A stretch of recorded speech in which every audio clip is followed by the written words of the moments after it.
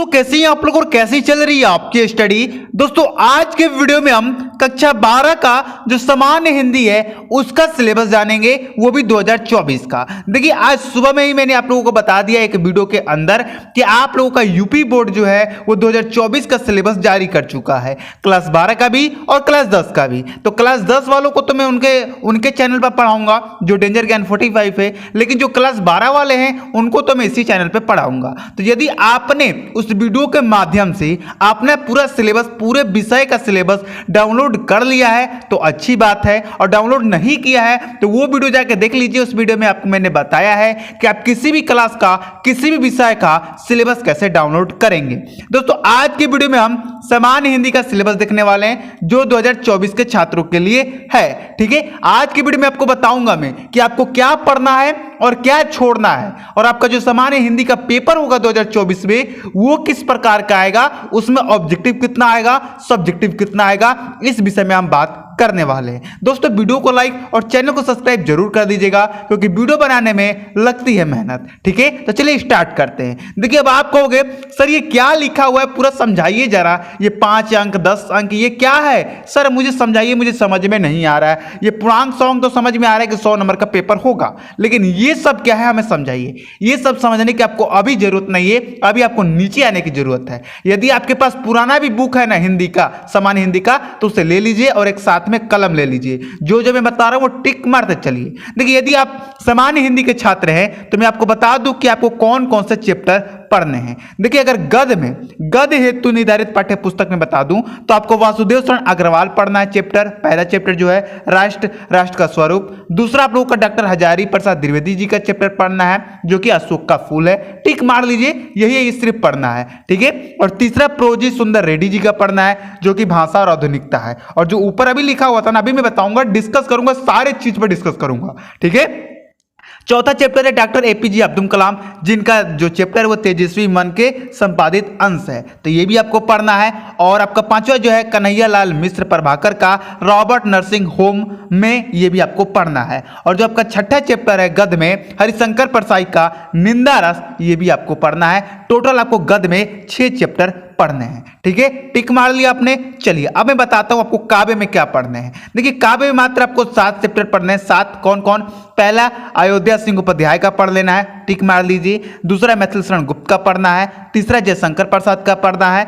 चौथा सुमित्रा नंदन पंत जी का पढ़ना है। और पांचवा महादेवी वर्मा और छठा रामधारी सिंह दिनकर का पढ़ना है। और सातवां सचिनानंद हीरानंद वत्सेन आज्ञा का पढ़ना है। बस 7 पढ़ना है। अब कथा साहित्य में भी आपको 4 चैप्टर पढ़ने हैं। जैनेन्द्र कुमार का पढ़ना है, फणीश्वरनाथ रेणु जी का पढ़ना है, और शिवानी जी का पढ़ना है, और अमरकांत जी का पढ़ना है। तो अगर हम टोटल देखें तो गद्य, काव्य और कथा साहित्य सब मिला के अगर हम बात करें दोस्तों यहाँ पे, तो 13 और 4 17 चैप्टर हमें टोटल पढ़ने हैं पूरा मिला के। ठीक है, तो आपको क्लियर हो गया, आपने टिक भी मार लिया होगा। और ये पीडीएफ में डाउनलोड करने के लिए आपको बता दिया है। अगर आप ये पीडीएफ डाउनलोड नहीं कर पा रहे तो आप टेलीग्राम में ज्वाइन हो जाइए, वहां पर आपको मैं फ्री में दे दूंगा, कोई भी टेंशन वाली बात नहीं है। अब देख लीजिए दोस्तों यहाँ पे आपका जो खंड काव्य है, आपके जो जिले के अनुसार खंड काव्य होते हैं, जैसे कि आपने क्लास 10 में पढ़ा होगा हिंदी में खंड काव्य, उसी प्रकार 12वीं में भी खंड काव्य है और इसमें भी आपके जिले के अनुसार होता है। देख लीजिए यहाँ पर आप स्क्रीनशॉट ले लीजिए, आप जिस जिले से हैं उस जिले से ही आपको पढ़ना है। ठीक है, जैसे मान लीजिए मैं बलिया जिले से हूँ, तो मैं बलिया जिले से हूँ तो मुझे कौन सा खंड काव्य पढ़ने हैं? सत्य का जीत, यही हमें खंड काव्य पढ़ने हैं। जैसे मान लीजिए आप कानपुर से हो तो आपको क्या पढ़ना है? मुक्ति योग पढ़ना है। आखिर ये अभी मत पढ़िएगा, ये एग्जाम टाइम पढ़ा जाता है, इससे कोई टेंशन नहीं है। ठीक है, अब देख लीजिए, अब आपका जो बुक होगा हिंदी का बुक, उसमें संस्कृत हेतु पाठ्य पुस्तक भी होंगे, तो उसमें कौन कौन से चैप्टर पढ़ने हैं आप यहाँ पर देख लीजिए, स्क्रीनशॉट यहाँ पर ले लीजिए। मात्र आपको 7 चैप्टर ही पढ़ने हैं। क्लियर है? अब चलिए दोस्तों हम समझते हैं कि जो हमारे 2024 में सामान्य हिंदी का पेपर आएगा आखिर वो किस प्रकार से आएगा, उसमें ऑब्जेक्टिव कितना आएगा, सब्जेक्टिव कितने नंबर का आएगा। देखिए सबसे पहले बता दूं कि यूपी बोर्ड में हिंदी के विषय में, सामान्य हिंदी के विषय में कोई भी चेंजिंग नहीं की गई है। लोग बोल रहे हैं कि सर 30% का सिलेबस कम किया गया है क्या? बिल्कुल नहीं मेरे भाई, 100 का 100% आपको सिलेबस पढ़ने हैं और आपके पेपर में कोई भी चेंजिंग नहीं किया गया है। कई छात्र बोल रहे हैं कि सर क्या इस बार 50 नंबर का ऑब्जेक्टिव आएगा, 50 नंबर का सब्जेक्टिव आएगा? बिल्कुल नहीं मेरे भाई, आप खुद यहां पर सामने देख लीजिए। आपका पहला क्वेश्चन जो होगा जो आपका बोर्ड एग्जाम में हिंदी का पेपर का जो पहला प्रश्न होगा उसमें हिंदी गद्य का विकास से प्रश्न होगा, जिसमें आपसे 5 ऑब्जेक्टिव क्वेश्चन पूछे जाएंगे। एक नंबर का होगा, टोटल 5 नंबर का बहुकल्पीय प्रश्न आएगा, गद्य से आएगा। लेकिन दूसरा जो प्रश्न होगा उसमें 5 बहुकल्पीय प्रश्न आएगा, लेकिन वो काव्य से होगा। ठीक है, यानी कि अगर मिला के कुल मिला के बात करें हम, तो आपका जो हिंदी का पेपर होगा, सामान्य हिंदी का जो पेपर होगा, उसमें 10 नंबर का बहुकल्पीय प्रश्न आएगा,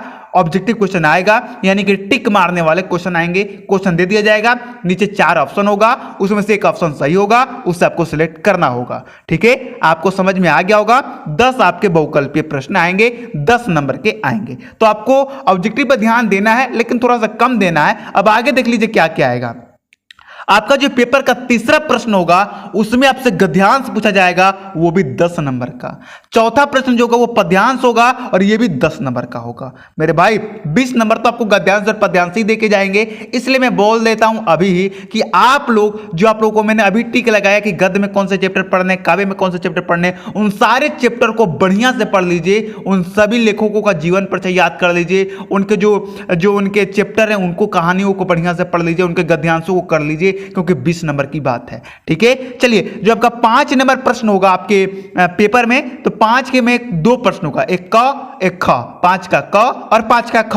5 के क में जो होगा वो लेखकों का साहित्य परिचय पूछा जाएगा, जो कि 5 नंबर का होगा। 3 ऑप्शन दिया जाता है, उसमें से किसी एक लेखक का आपको जीवन परिचय लिखना होता है, वो 5 नंबर आपको मिल जाता है, और ये मुफ्त में मिलता है मेरे भाई। ये मुफ्त में, एक दिन के अंदर ये 5 नंबर तुम ले जा सकते हो। ठीक है, और 5वां का जो ख होगा उसमें आप लोगों का कवियों का साहित्य परिचय पूछा जाता है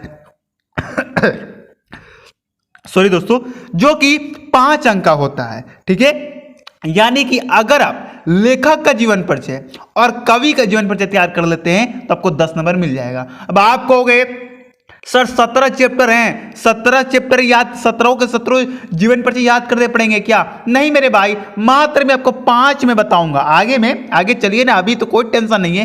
5 में जीवन परिचय बताऊंगा, बस उनको आपको तैयार करके जाना है। आपका ये जो 10 नंबर है वो बिल्कुल पक्का हो जाएगा। ठीक है, देखिए वीडियो थोड़ा लंबा हो रहा है, क्योंकि यार पूरा जानकारी मैं आपको दे रहा हूं कैसे कैसे आपका पेपर आने वाला है।